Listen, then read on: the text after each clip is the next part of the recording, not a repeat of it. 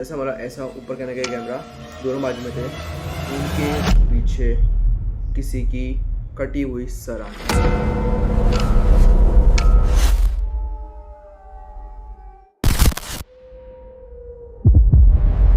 तो हे ऐसे कैसे आप सभी लोग आ चुके हैं एक और ब्रांड न्यू वीडियो के साथ। और इस पर लाइटिंग थोड़ी अलग है क्योंकि मैं आया हूँ मेरे मामा जी के घर पे, तो इस लाइटिंग अलग है और कैमरे का फोकस थोड़ा नीचे है, तो आपको ऐसा दिखना पड़ेगा, ठीक है। और ये आज की कहानी मेरे रियल लाइफ में हुई है मेरे साथ, तो मतलब हुई नहीं है, मतलब मेरे भैया है उनके साथ हुई है, तो मैं आपके साथ वही शेयर करने वाला हूँ। तो चलते सीधा वीडियो की तरफ।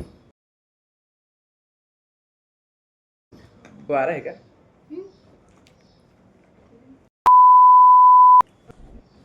तो क्या हुआ था, ये कहानी है मेरे भैया की, जो मेरे बाजू की कॉलोनी में रहते हैं, तो उनके साथ ये हुई थी।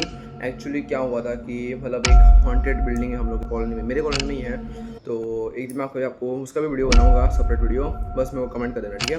तो क्या हुआ था, मेरे भैया उस बिल्डिंग में रहते थे, तो मतलब उसको मतलब पहले से ही वो बिल्डिंग को थोड़ा हॉन्टेड माना गया है। बिल्डिंग को नहीं, उसमें एक फ्लोर है उसको हॉन्टेड माना गया है, जो फर्स्ट फ्लोर है उसको बहुत हॉन्टेड माना गया है। तो पर किसको इतना रियल एक्सपीरियंस था नहीं। तो क्या हुआ था एक दिन, मतलब मेरे भैया अभी सेकंड फ्लोर पर रहते हैं, तो मतलब थोड़ी सी हल्की आवाज़ आती है, तो मतलब सबको ऐसा पता चल जाता है कि भाई हाँ मतलब किसकी आवाज़ है, मतलब बहुत शांति रहता है। और है भी एकदम कोने में, तो ज़्यादा गाड़ियों की आवाज़ कुछ नहीं आता, तो एकदम साइलेंट बिल्डिंग है, ठीक है।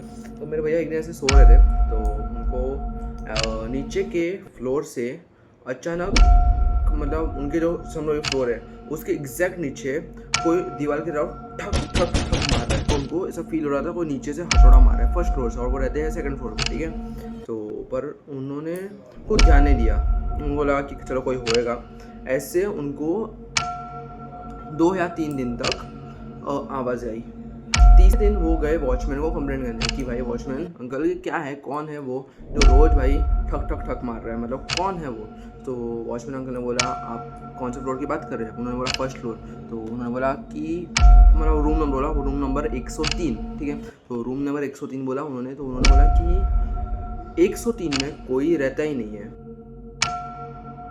सुन के मेरे भैया बहुत शॉक हो गए, उन्होंने तुरंत ही वो फ्लैट को छोड़ने का डिसाइड कर लिया कि कल के दिन फ्लैट छोड़ देंगे हम लोग। उसी दिन रात को क्या हुआ, मेरे भैया ऊपर सो रहे थे और नीचे से किसके घुंघरू की आवाज़ आ रही है, छन छन छन।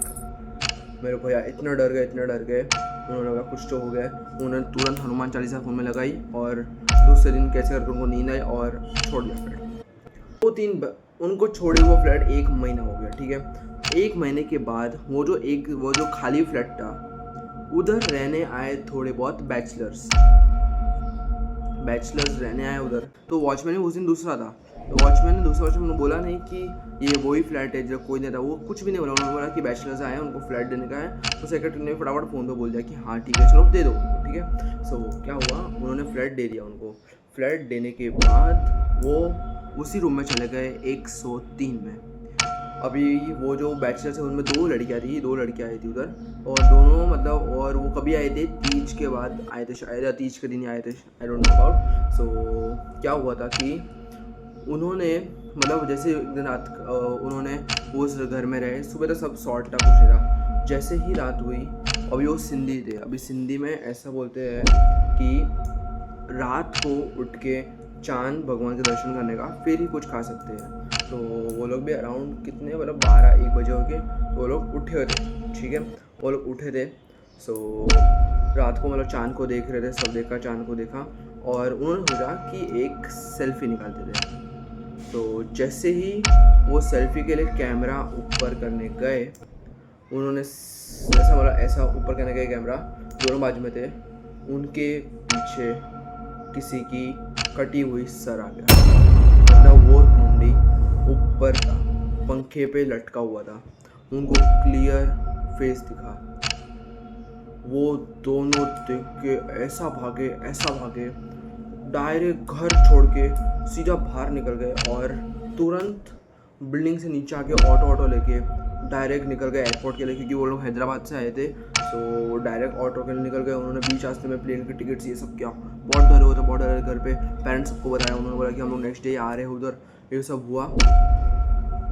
दूसरे दिन वो लोग चले जाते हैं सीधा हैदराबाद, पहुँचते हैं। उनके पेरेंट्स फिर उनको लेके वापस इधर आते हैं, बोलते हैं कि हमको प्रूफ चाहिए क्या है उधर क्या नहीं है। सो उनके पेरेंट्स दूसरे दिन आते हैं, अभी उनका सब सामान वामान सब उधर ही पड़ा था।